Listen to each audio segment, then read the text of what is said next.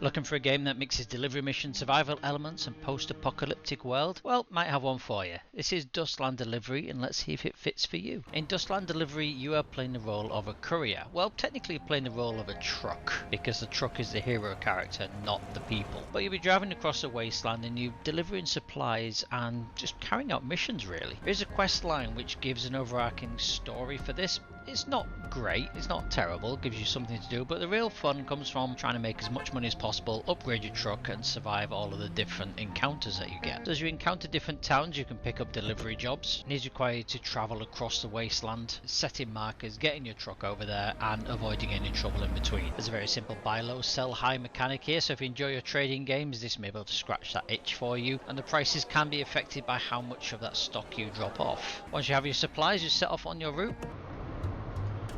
As you're driving along, you get to have random encounters. You can also see the chat scrolling through here as various different things are happening in the background. And this is all part of the bigger simulation. You need to manage the hunger, fatigue, stress and thirst of your characters, as well as make sure they're equipped for anything that might happen, including bumping into raiders or any infected that you come across on your travels. So as you're on your journey, you'll get random events pop up like this, where we can ram through some barricades, and this uses various different mechanics to decide on the RNG to see what the outcome will be for you. So on this one, I'm going to ram through and let's see if that works out well for us. So in this case we were lucky, we smashed straight through and there's no loss in time. There's crafting mechanics in this game, so you can build yourself some guns, gun parts, clothing, headwear, all sorts of things in here. You can also upgrade your truck using scrap that you found, which is a currency in the game, as well as cores which are required for these upgrades.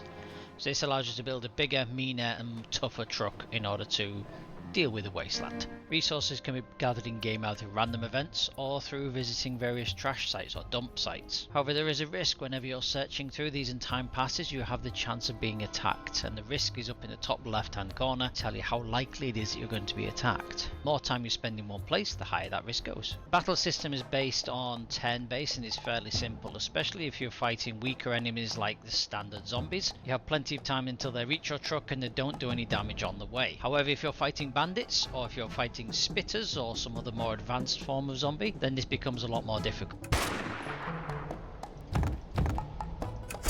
These random events do allow for a lot of replayability with this game, so you can keep going back because something different will happen on almost every journey that you take. There are many different cities and sites and things to investigate in the wasteland. You can start building your own roads as you become more advanced, and you also get the option to build your own cities. So one of the first things you find is that you have the deeds to a city, and that is what kicks off the main storyline.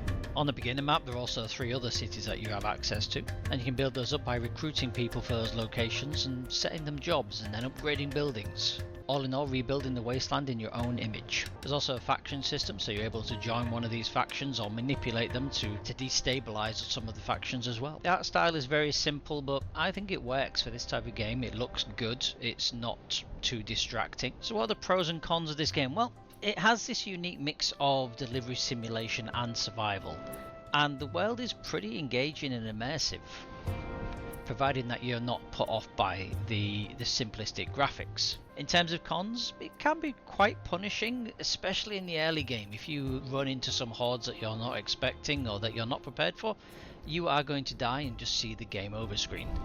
And it can feel a little bit grindy at times, especially until you get into your groove and start upgrading things.